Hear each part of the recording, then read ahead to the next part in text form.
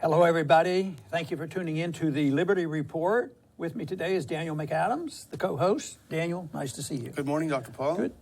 Let's talk about foreign policy today. It still exists. There is a policy out there. Some days it's so messy you don't know what the policy is, especially now that we're in the interim between two administrations and we're trying to figure out, will there be a change? Will it be positive?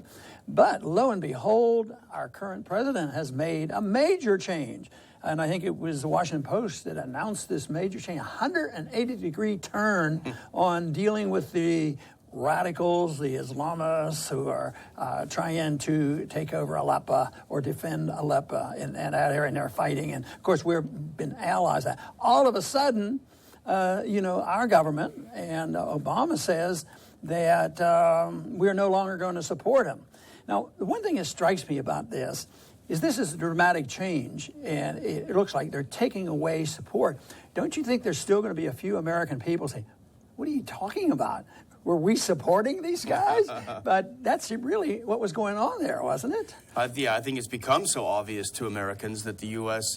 is actually really a CIA project, and it's been ongoing for at least 5 years, probably longer, to destabilize and overthrow Assad.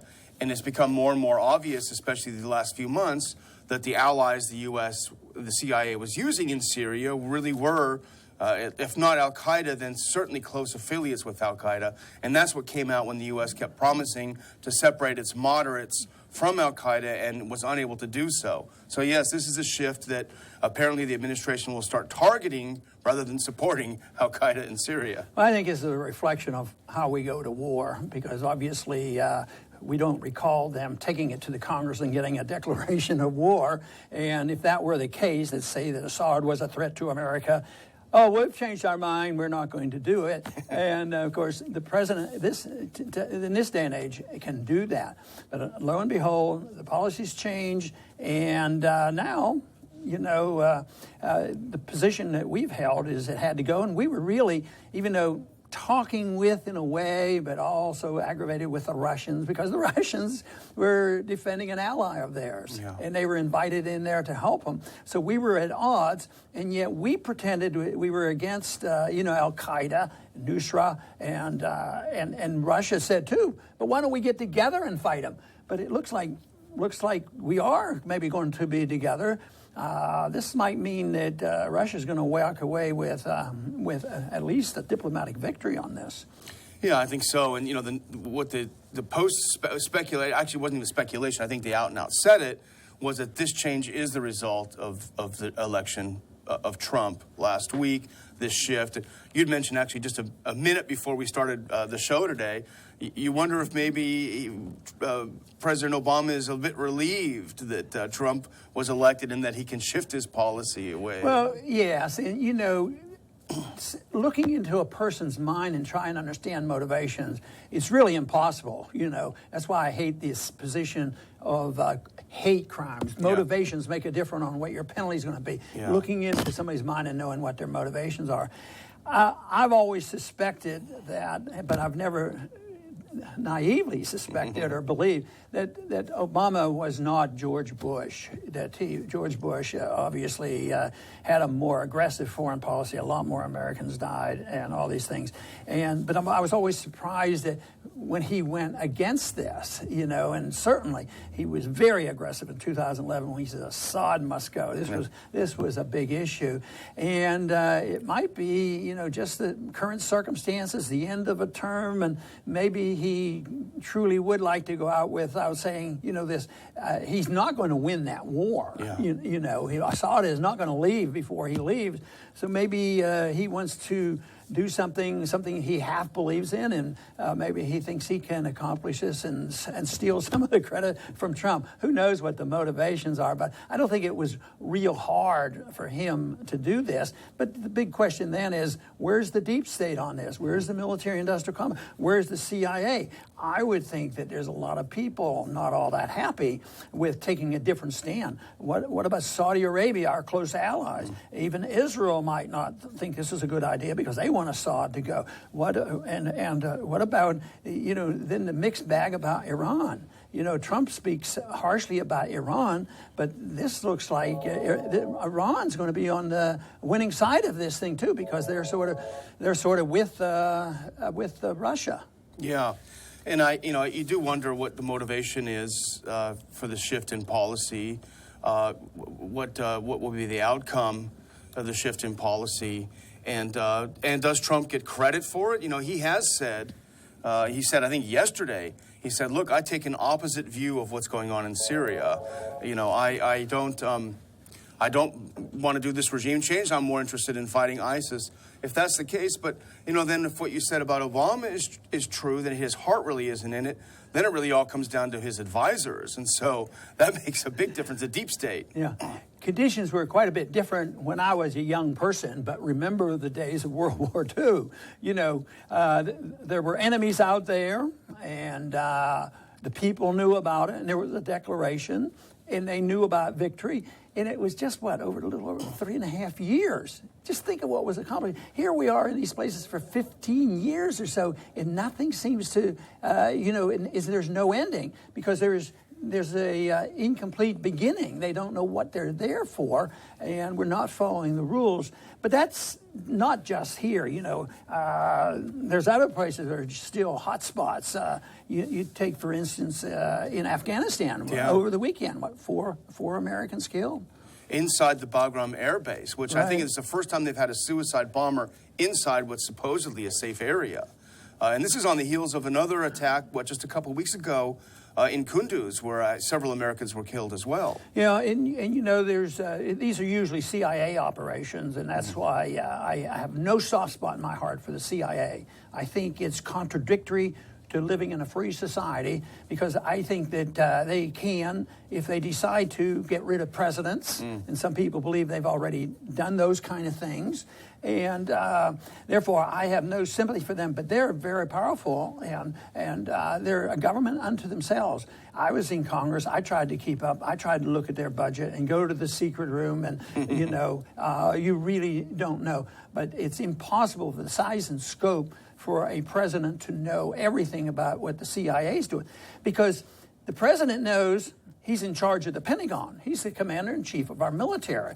So even if it's not very clear and the Congress acquiesces and they give the money, to go into Syria, that's the Pentagon. But then you have the CIA over here, and a lot of that goes on, and their policies aren't necessarily the same. That there was one article there about what was going on in Jordan, and it was very confusing.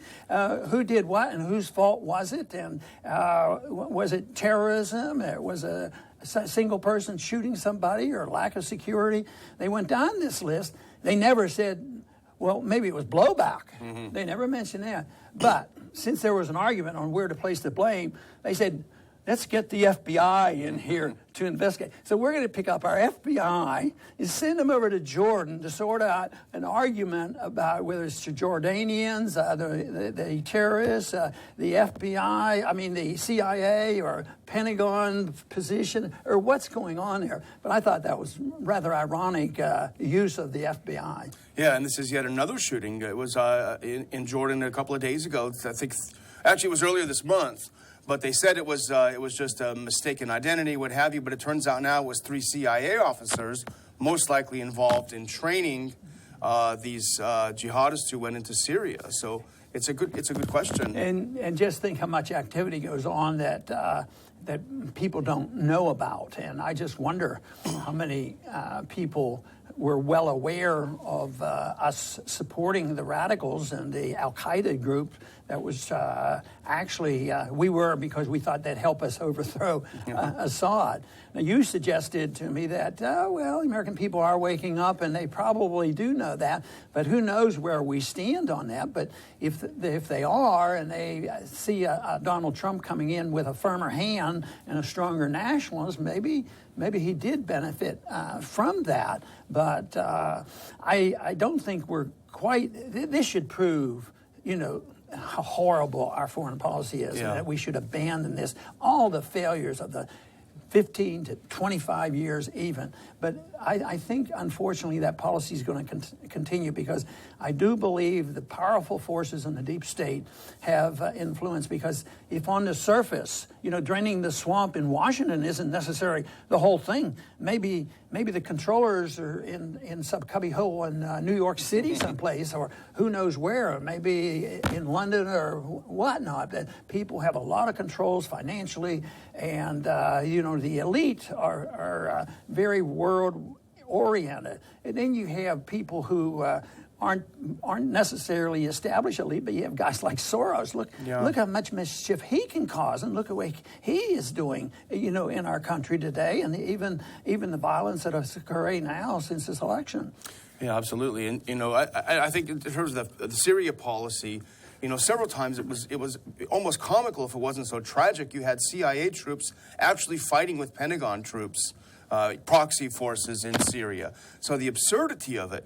But the question that I would have now, after 5 years of the U.S. government using jihadists to overthrow Assad, and now if there is this shift where they've backed off, what do you say to a country that you've been trying to destroy for 5 years? The place is a complete wasteland. What do you say? Sorry, and walk away? It's Well, the people who do it, often think about this in economic terms. If somebody spent 30 years of their life proving the sanctity and the miraculous management of the economy by manipulating fiat money, and then finally usher in an age of depression like we're in now, and it gets a lot worse, but the feds maintain being in charge of the money.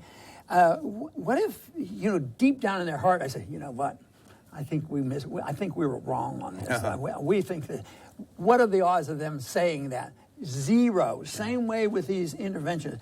Do you ever think that it isn't so much the president sometimes, even like Bush, the people gave us the misinformation, and they sort of make excuses and all.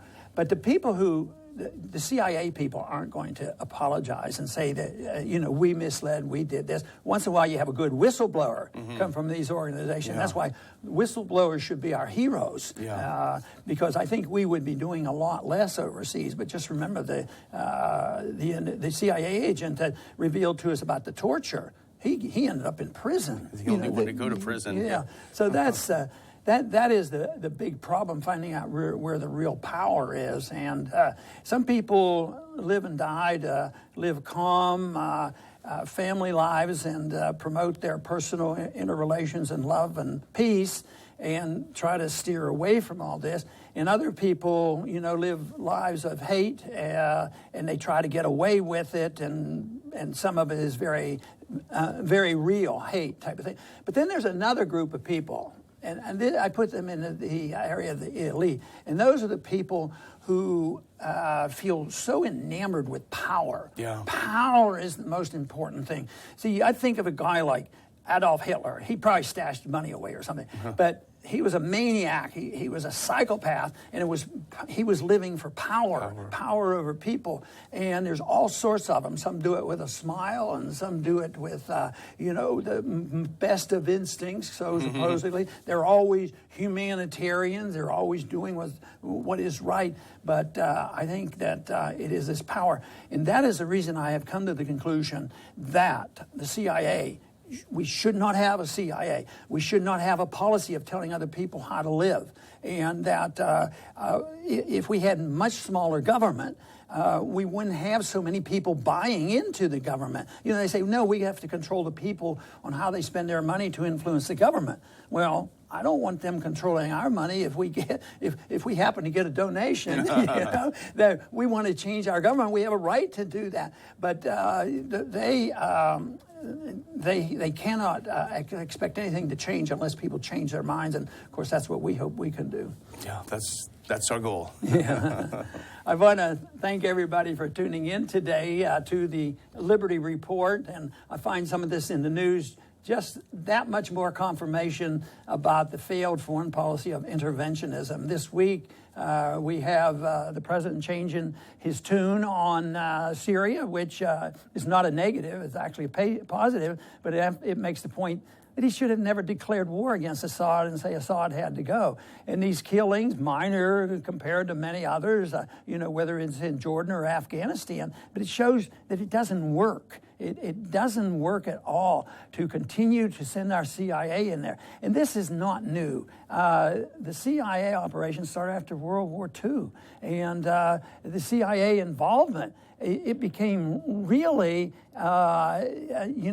ambitious in the 1950s. And one of the most significant events was, of course, getting rid of the elected leader in Iran. And this is ongoing. It hasn't stopped. It's not going to stop because we can't direct ourselves to a few individuals in Washington. We have to direct ourselves to the people behind the king, behind the administration, where the money is, and how are you going to eliminate this whole thing about the military-industrial complex. Both presidential candidates that were just running, we have to have massive expansion of military money being spent. That is not the road to prosperity and limited government, because if you're going to have these weapons, what are you going to do with them, and why do we have to be the policemen of the world? So a lot of that is right in place, and I think we have a long way to go, but every once in a while we see something that looks like it could be positive, and I certainly think the fact that the president has changed his position and he no longer support Assad has to go, I think is encouraging. I hope that sets the momentum, for the next administration. So we remain reluctantly or carefully optimistic that some good will come out of the election, and that they will look at our side of the picture of non-interventionists, minding our own business, not being the policemen of the world, not being run by the military-industrial complex, not by militarism, not interfering in the elections of other countries. We have enough job to deal with our own elections here at home.